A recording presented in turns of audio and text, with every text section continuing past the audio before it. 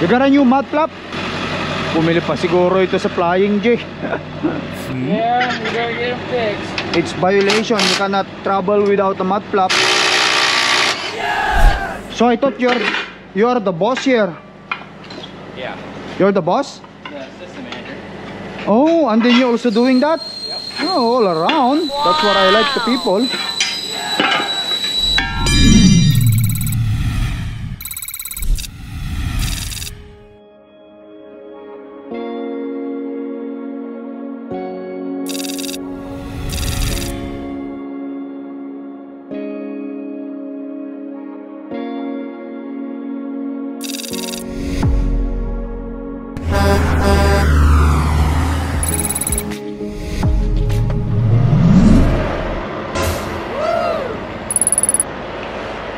Siya kaya?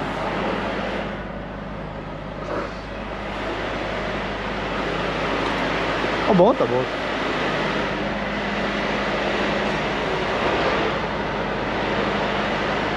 There.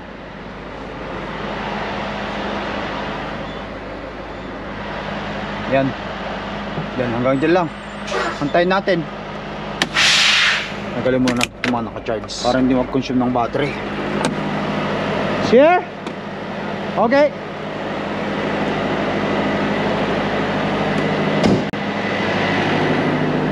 The other side. Yeah. Okay. I'm gonna call and get it approved real quick, okay? I'm sorry? I'm gonna call and get the tire approved. Okay, they will come here. Yeah, you're good. You can stay at the truck as long. Okay. Customer service to the center for Spanish, please. Kita mo na yung isa oh, iisa na lang ang pabigat dito eh. Mabigat pa naman ang karga natin. Abangan ko na lang guys. I'm sure sigurado isa lang naman ang reason niyan eh. Nakasagasa ako ng ano guys. Malamang nakasagasa tayo ng rubber din sa karsada. Yun ang pumulupot diyan. Kaya hinila niya ito. Buti na lang. Less gastos kasi kapag nadala natin dito sa ano eh, sa shop. Alright. Dito muna tayo sa trucks. Loob ng truck, pahinga muna anak.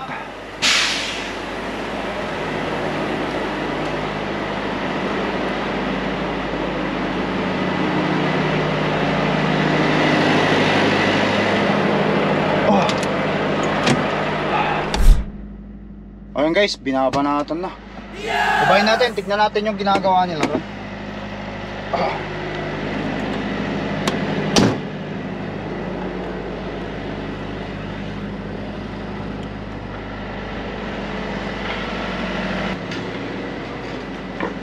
So I thought you're the boss here. Yeah. You're the boss? The assistant manager. Oh, and then you're also doing that? Yep. Oh, all around. That's what I like the people.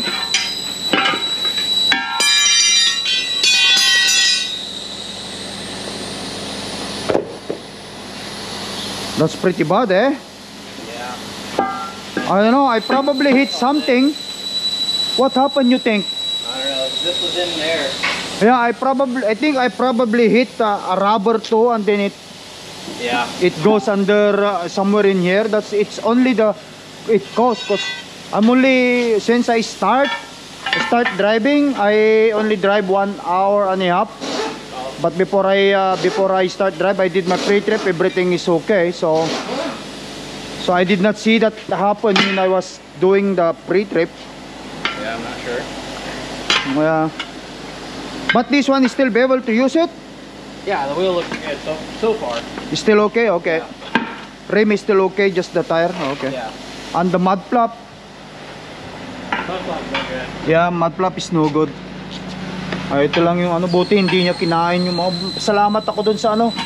I'm grateful because somebody told me, honk in me, and they said to me something happening in your trailer. Oh. Because I don't even know. Of course, it's inside. Yeah. No one's really know what happened inside.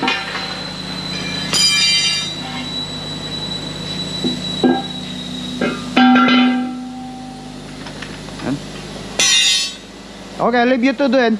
Okay, thank you. Yeah.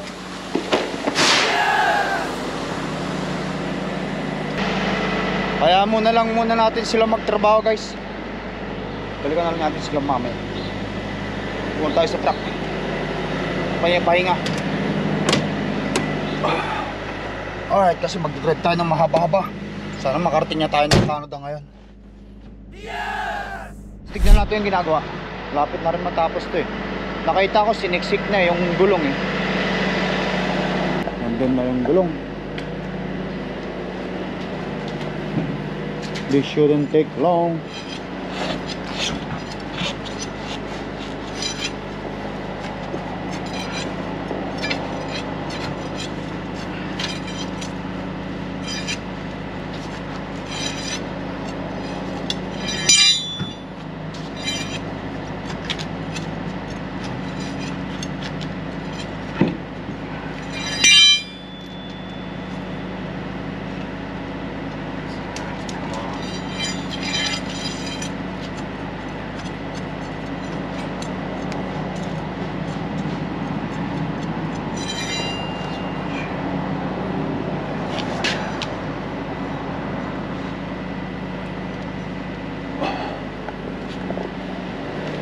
Balikan ko na lang mamaya, guys. Tapusin na lang muna niya. Para makalis na rin tayo.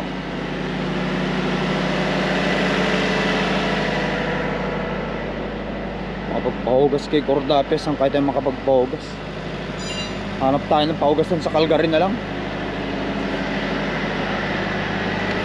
So since it's a trailer truck, so who's going to get pay for this? Is it me or the company? No, I can pay with the company card. Oh yeah, what I mean is who's going to charge with this? Is it me or the truck? I don't have a for sure answer for that.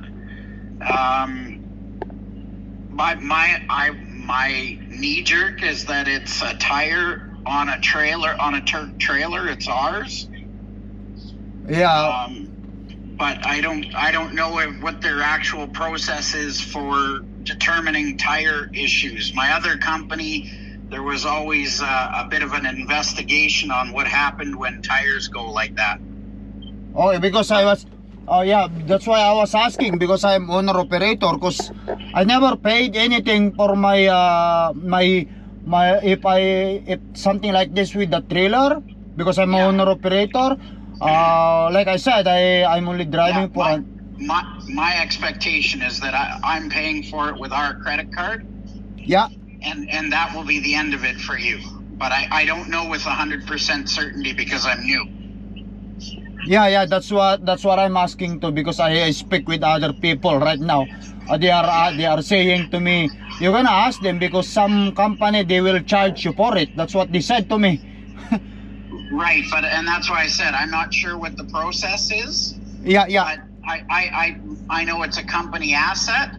Yeah. The company I was with before, when they charged them back to the operators, it was after the investigation determined that it was a driver error that led to it. But that's not me I don't do that. I don't get involved in that. So as far as I'm concerned, I'm just paying the bill. I don't even know if Turk has a process like that. Okay, I'm just asking. I don't want to stress out for now, you know. Yeah, just pay for it. I don't want to talk. I think about it for now, you know, cause yeah, for sure. Because I've been through with the payment with my truck. Yeah, I hear you. Yeah. Do you want me to call the office, or you want to just hand them your phone For what? to pay? Oh, you can call them for you. Okay, yeah. Okay. I'm only asking you this one because you know I have a lot I of understand. this stressful thing right now. You know what I mean? Like, Yeah, I understand. all right. Okay, I'll call them and give them the card. Yeah, I think almost done. Yeah. Okay. I will Thanks, text sir. you though. Thank you, sir. Too. Okay. Okay. Bye. Yeah, bye-bye. Yan.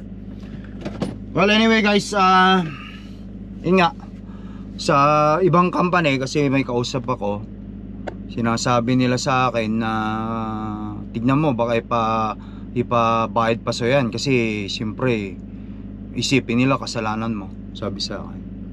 Sabi ko naman sa sarili ko, nag pre-trip ako 1 oras pa lang bago ako tumakbo sa kalahating oras. Nakita naman natin yung driving ano ko bago ako huminto kaganina. Kasi bago ako nag-start ng umaga, nag pre-trip muna ako. Lahat naman perfect naman, wala namang problema. Kaya habang tumatakbo tayo, hindi naman natin alam talaga kung anong mangyayari sa likod mo. Walang nakakaalam. Actually, nasa loob nga, nakita nyo naman, di ba? Hindi natin malalaman, hindi natin makikita. Napasalamat na lang ako dahil may nagsabi sa aking truck din na bumubusena, linagpasan niya ako at sinabi niya sa akin may problema. Kaya, di ba, humindo tayo. Nakita natin. Ang hinala ko doon, meron akong nasagasaan ding rubber. Rubber din, guys, yung mga sira-sirang rubber na nakakalat dyan sa ano, mga ganyan, mga goma rin yan, mga gulong, mga sira-sira na mga ganyan. Yan, kahit maliit lang, mga isang konti lang na makapal yan, kapag ka sumabit yan sa ano, siyempre kasi may mga ano yan, may mga, ang tawag nito, yung mayroong ply yan, pag sumabit yan sa gulong mo, sisirain talaga niya yan. Tinanong ko sila kasi may nagsabi sa akin, ay kausap ako, pinamalita ko yung nangyari sa akin. Kasi tropa rin na owner operator, yun ang pinapatarong sa akin sa company. Kaya nga nagtanong tayo. Ayun, pag-imbestigahan muna nila kung sa fault ng ano, ng driver or walang fault. Kasi ang masasabi mong may fault dyan kung yung sa labas. Siyempre kung nag-right turn ka, pag nag-right turn ka, di yung mga clearance doon at may nasagasaan ka, o sasabog talaga yun. Yun yung nangyari sa atin, nasa loob kaya hindi mangyayaring may nasagasaan ako sa side. Dapat yung una munang nasa labas ang sasabog, hindi yung nasa loob. Kaya ang bet ko dyan, habang nagmamaneho tayo, may daanan tayong rubber. Kahit maliit lang na rubber, talagang sisirain nyo talaga yan. Anyway, pakita ko sa inyo kung ilang oras tayo nag-drive nun. Ito yung off duty natin, nakita natin. Off duty, 7 hours and 47 minutes, nakita natin. Nag pre-trip ako, yan nakita natin. Yan, 17 minutes na pre-trip, nakita nyo. Tapos nag-drive tayo dyan, 1 hour and 28 minutes, hindi tayo huminto, dire-diretso yan. Tapos pag hinto natin doon, kasi sinabihan tayo ng isang driver, ayan, nag-off duty ako almost 1 hour. Tapos nag-drive tayo ng slowdown hanggang dito, which is almost 28 minutes. Tapos doon sa kabila na pinuntahan natin mali, 13 minutes, kulang-kulang na naman 40 minutes yan. Ngayon, 1 hour and 30 minutes na tayo ngayon nandito na nag-aantay para matapos siya. Ayan. Hopefully naman, hindi pa bayad sa akin yan. Kasi kung ipabayad sa akin, patayin na. Lahat na lang bayaran natin, pati asset ng company. Sana hindi na. Antayin ko na lang, guys. Tapos na yata. Ayun, guys, tara. Tapos na. Antayin ko na lang yung bill. Tignan natin yung ginawa nila. Inspeksyonin na natin. Make sure wala problema sa unit, para pag nag-drive tayo dire-diretso na to. Bago. Bakit hindi niya pinalitan yung ano? Wala silang mag-flap?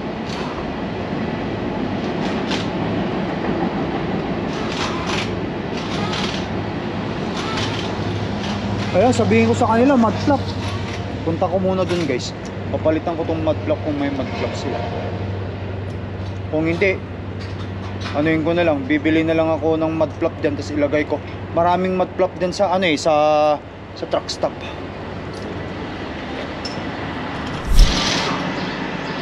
Ito, guys, kapatanggal ko ito, hindi pwede ito. Papalitan ko to, bibili ako nito, tapos ako na magpapalit kung wala.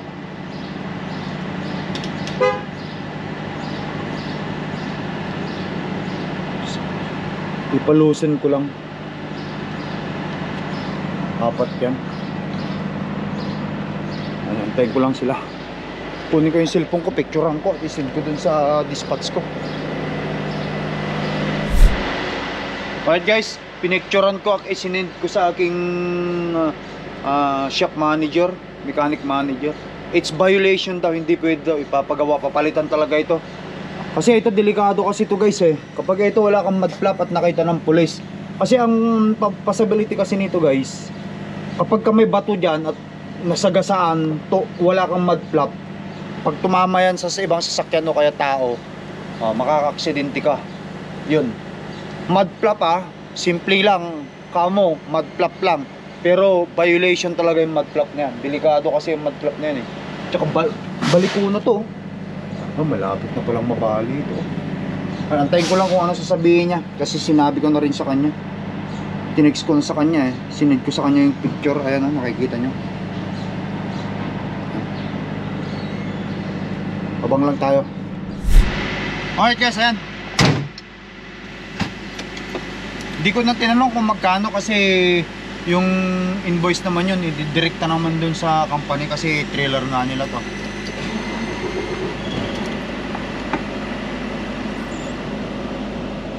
Ngayon, ang problema ko ngayon, yung aking mud flap na yun, maghahanap daw siya kung saan niya ako uutusan papunta.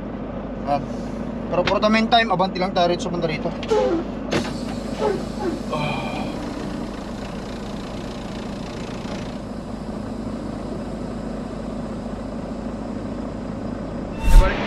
I'm gonna call them first. There's their info. Okay, I will call them first if they do it. Okay. Thank you. Have a good day. Tawagan ko nga muna ito guys, binigay niya sa akin.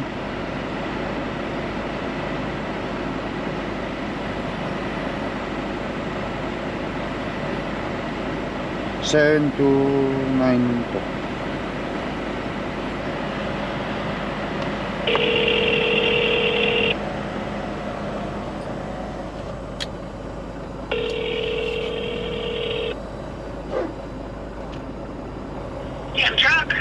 Yes, is this Stanton Truck and RB Repair? Who's this? Oh, this is a truck driver. I have I need my mud flap to be fixed. Are you guys can do that? Whereabouts are you? Where am I? Uh-huh. Oh, I'm here. I'm here in swab, Les Swab tires, but they don't have the mud flap to replace. Do you have mud flaps? I don't, but I can get one. Oh, so you don't have in there?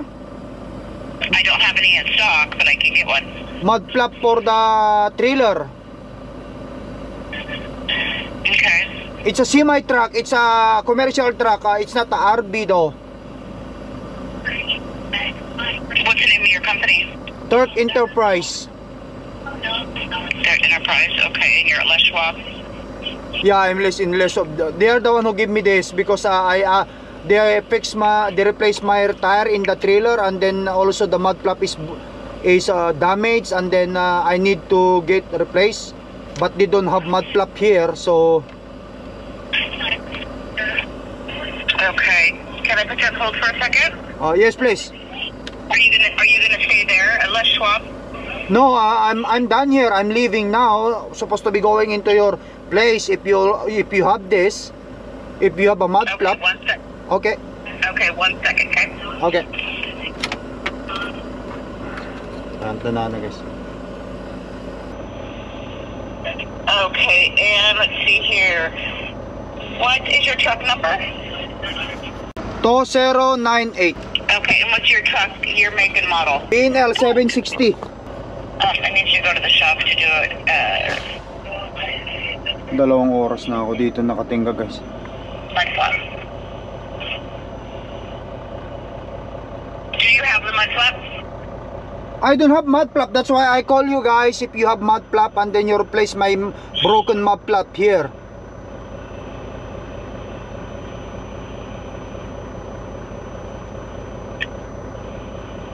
Hello? What's that? Here, and how would you be making payment? I'm paying my credit card. Okay. Alrighty. I will have somebody down there to get you taken care of. Why are you coming here? I will go into your shop. Yeah. No, that's what I mean. Somebody will be meeting you down there. Okay.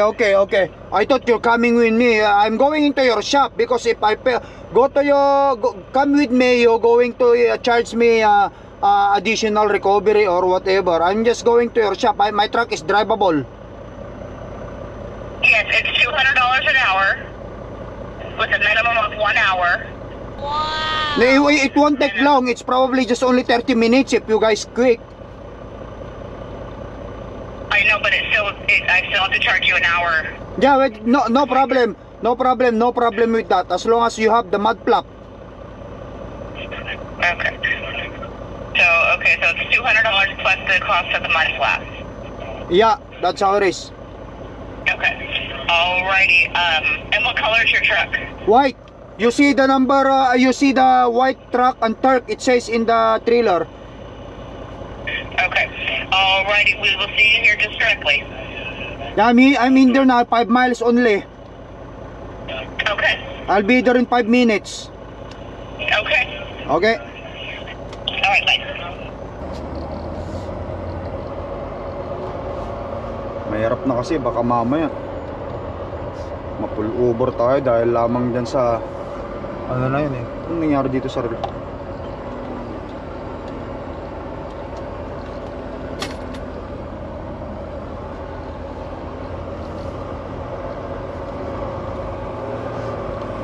Tara guys, lapit lang dito, 5 milyahe lang.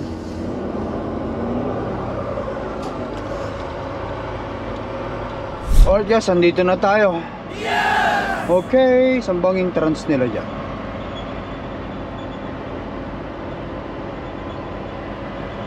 Sa likod siguro yan. PidX. Oh, ito Stamson.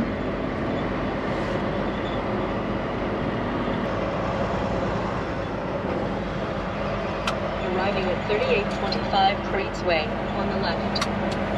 Ano yata? Oy, Stanton. Ito. Truck and RV repair. Full equip. Tawagan natin.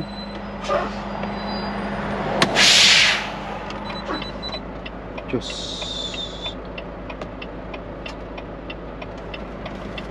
Makapala lang itong ano.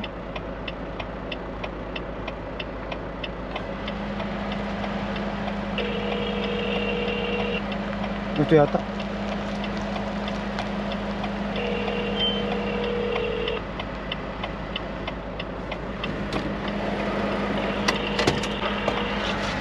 Truck.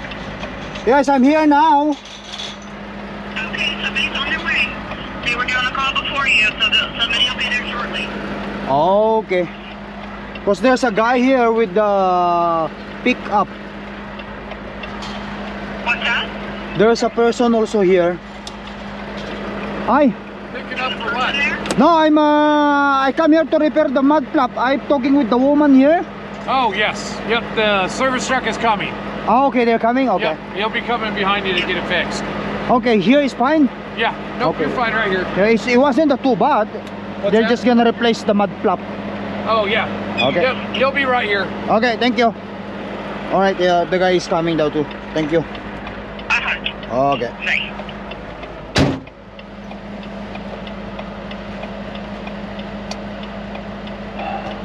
Yun. Antayin ko na lang ulit guys. Abang ulit tayo.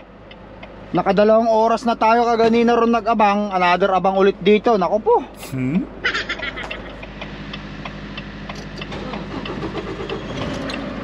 Ayan guys, nandiyan na sila.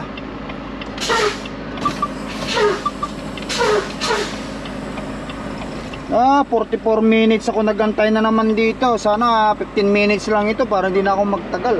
Ilang oras na ako natenga. 3 oras na.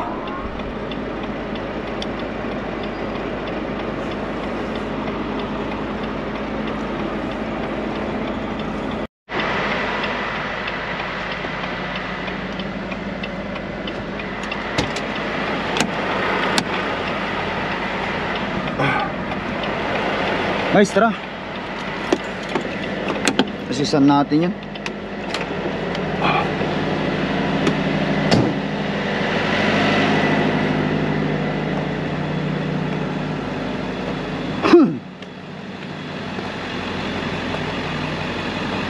I'm sure kompleto na to.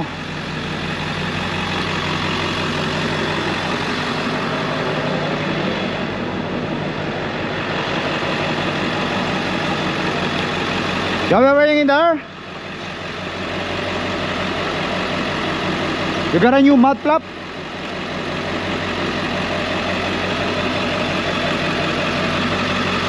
Alright. Bumili pa siguro ito sa Flying J.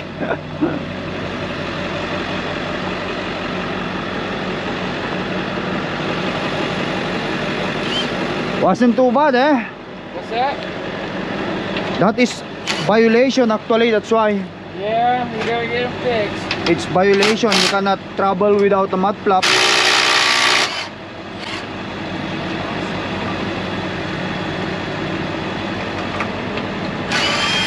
Violation without mud flap.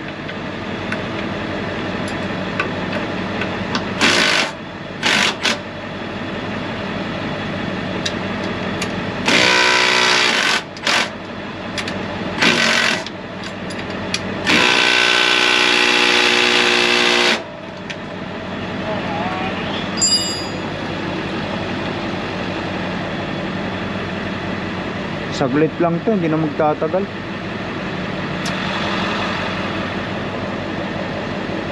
This won't take long, eh.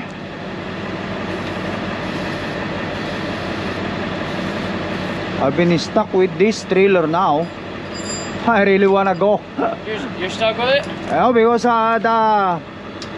Oh, the tire? the tire, that's what happened. I think I hit something. I hit rubber, something in down the road. That's what happened.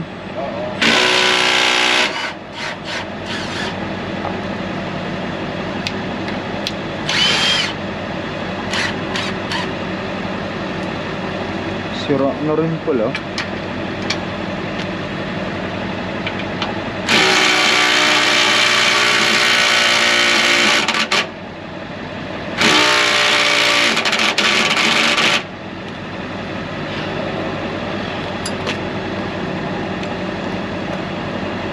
Everything, but nabali na yung mga tornilyo rin niya pala, guys. So bali-bali na. Bigyan na lang niya ng bago.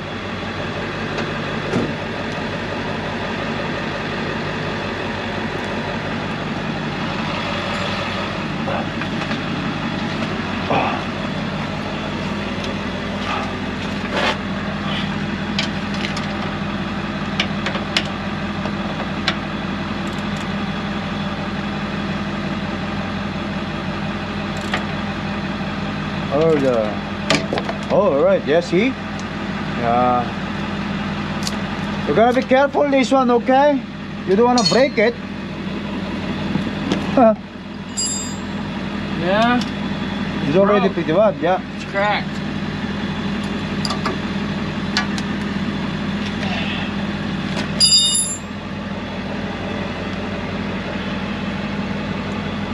We don't wanna hit that with tire. Don't want to run these over. Yeah. Alright, I'm gonna go grab some new bolts and then we'll get this on there for you, okay? Yeah, please. So I can go now. Okay. Kaya mo na lang muna siyang gumawa dyan. Balikan natin mamaya. Alright, guys. Tumawag na sa akin yung shop dito. Sinisingil na nila yung payment. Punta tayo dun, tignan natin yung trinabaho nun. Kasi sabi ko wala pang 15 minutes yung ginawa, pero minimum nila 1 oras talaga ang charge dyan. Mekaniko yung mga yan, eh. Malaki ang bayad ng mekaniko, guys. Malaki. Lalo pag equipment. Ano? Okay. Good. Okay. Good na yung payment. Ayos na. Ganyan na yun. Huwag lang maputol. Hindi yung mapuputol kung hindi lang mahihilo talaga yan. Ayos na yan, guys. Tara na. Kasi binilbi rubber mud flap. Alright. Let's go. Ayan, guys. Nakakawala rin tayo sa wakas. Thank you, Lord. Ay, natingga na tayo ng ilang oras dito. Alright, guys. Inabot tayo ng 3 oras at kalahati. Wow! Diyan. Sa pagpapalit doon. At saka itong pagpapalit ng mud flap o pag-aayos ng mud flap. Anyway, tara. Makalarga na tayo. Hanggang sa muli, guys. Thank you for watching. Peace up. Bye.